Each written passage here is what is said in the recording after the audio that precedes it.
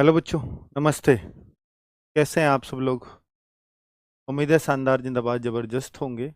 और जो आपको चाहिए था है, क्योंकि पिछली बार जो प्रोटेस्ट में गए थे हम लोग, शिक्षक हुआ था, बिल्कुल काफ़ी चीज़ें एसएससी के कानों तक पहुंची, और ना केवल कानों तक पहुंची, वहाँ एसएससी डायरेक्ट चेयरमैन को इंटरव्यू देने पड़े, डायरेक्टर हम लोगों से मिले, और पीओपीटी मिनिस्टर मिले। मतलब सीधे सीधे इंस्ट्रक्शंस हुए, चेयरमैन को सीधे सीधे इंस्ट्रक्शंस शिक्षकों के सामने उनको देने पड़े। उनके सुधार कुछ समय बाद तक वो दिखाई दे रहे हैं और दिए भी हैं, लेकिन हमारा मूल कारण था क्या उस पर सुधार हुआ?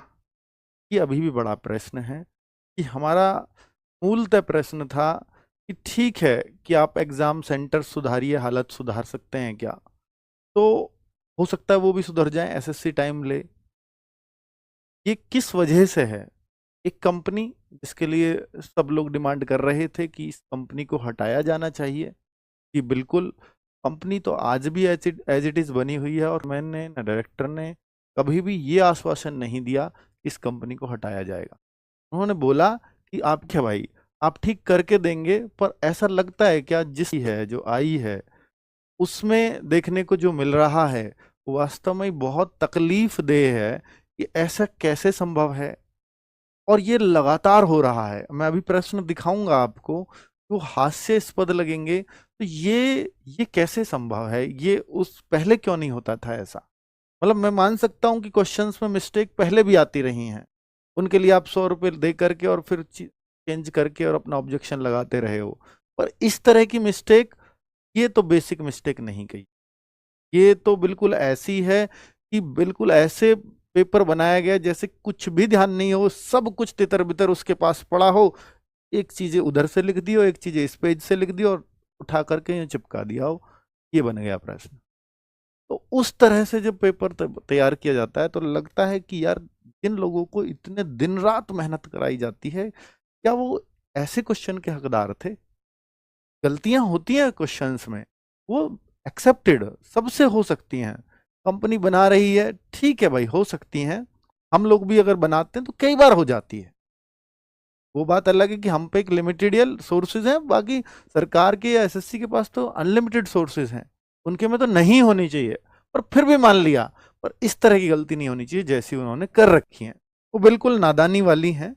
तो मैं एक चीज और आपको दिखा रहा हूं भाई। अब जो ये मामला दोबारा से उठा है, क्योंकि उस दौरान से लगातार सब लोग आकर के तो चले गए, टीचर्स ने एक प्रोटेस्ट किया, उसके कुछ फायदे हुए बच्चों को, या कुछ होंगे। एसएससी सीजीएल हटा, ये सबसे बड़ा जीत थी उसके लिए।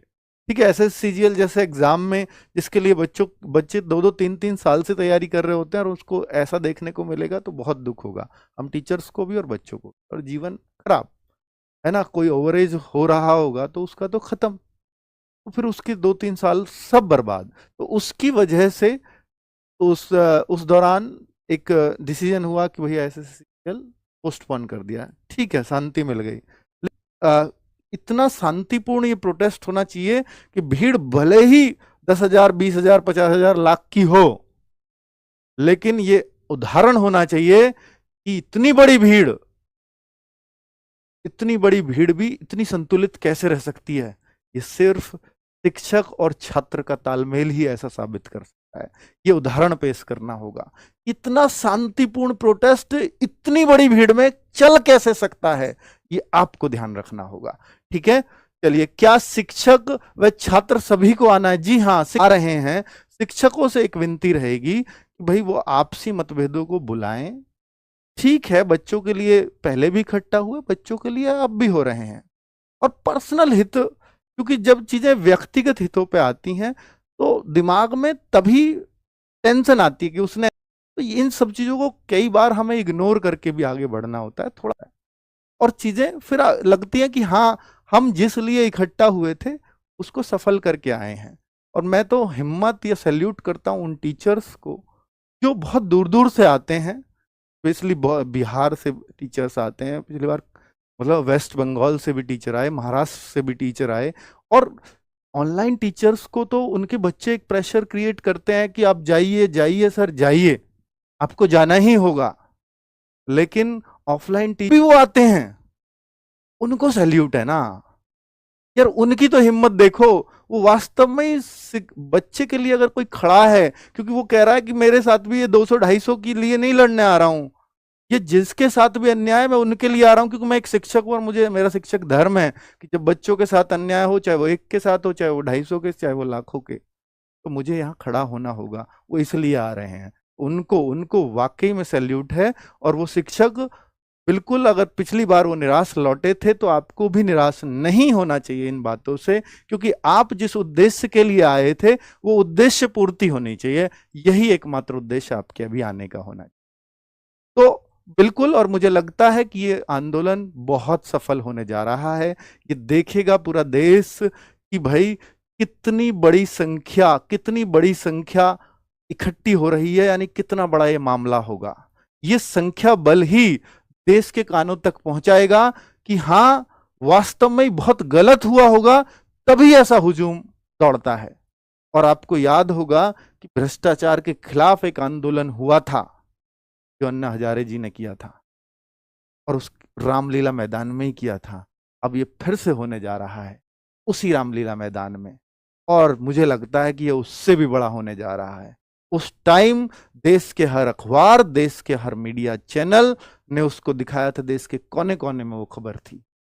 रामलीला मैदान के अलावा कोई और खबर ही नहीं थी। क्या ऐसा इस बार संभव है? अगर आप आएंगे तो 100% संभव है। जी बिल्कुल। तो क्या बच्चों का प्रोटेस्ट में आना सेफ है? 100% सेफ है, मैं कह सकता हूं। अगर आप शांतिपूर्ण प्रोटेस्ट करते हैं तो आपका कोई बाल बाका भी नहीं कर सकता, क्योंकि आपका लोकतांत्रिक अधिकार है और हम परमिशन के साथ चल रहे हैं। तो परमिशन के साथ हैं तो फिर कैसे कोई चीज गलत हो सकती है? तो इसलिए आप पढ़े लिखे हैं, समझदार हैं। अगर ये आरडब्ल्यूए या किसी भी शिक्षक का धर्म भी होता है कि यार हम लोगों को, बच्चों को सिर्फ तभी बुलाएं जब उनका आना सेफ हो, और हम आह्वान भी सिर्फ तभी करते हैं। आरडब्ल्यूए से तो मैसेज ही बच्चों को तब जाएगा जब उनका आना सेफ होगा, वरना तो मैसेज ही नहीं जाएगा। हम और बहुत तरह के प्रयास कर सकते हैं, लेकिन बच्चों को बुलाने का प्रयास सिर्फ तब होगा जब 100% आप लोग सेफ हो, है ना? तो इतना भरोसा तो आप हमारे ऊपर रखते हैं। जी बिल्कुल सेफ है। और बस इतना सावधान रहना, इतना ध्यान रखना कि बहुत सारे असामाजिक तत्व कई बार पुलिस कर्मियों की तरफ से ही कि आंदोलन को बिगाड़ना है या इनको खदेड़ना है या इनको भगाना है, तो ऐसे लोगों को हो सकता है शामिल कर दिया जाए कि जो थोड़ा उग्र रूप धारण करवा दें, बीच में मारो उसको, ये करो वो करो, और फिर बच्चों में जोश आई जाता है भीड़ को देख करके। दो चार ने किया तो बाकी लोग भी करने लगते हैं। तो भाई इससे कुछ भी हासिल नहीं होगा, कुछ भी हासिल नहीं होगा। और ये आंदोलन फिर कभी कोई हिम्मत नहीं कर पाएगा, कोई टीचर, कोई अगर ऐसा दिखे किसी भीड़ में कि भाई ये ज्यादा उतावला हो रहा है, ये ज्यादा उग्र बातें कर रहा है, ये कुछ गलत दिशा में इस आंदोलन को ले जाने की बात कर रहा है, तो आपको एक्टिव होना होगा और उसको बिठाना होगा।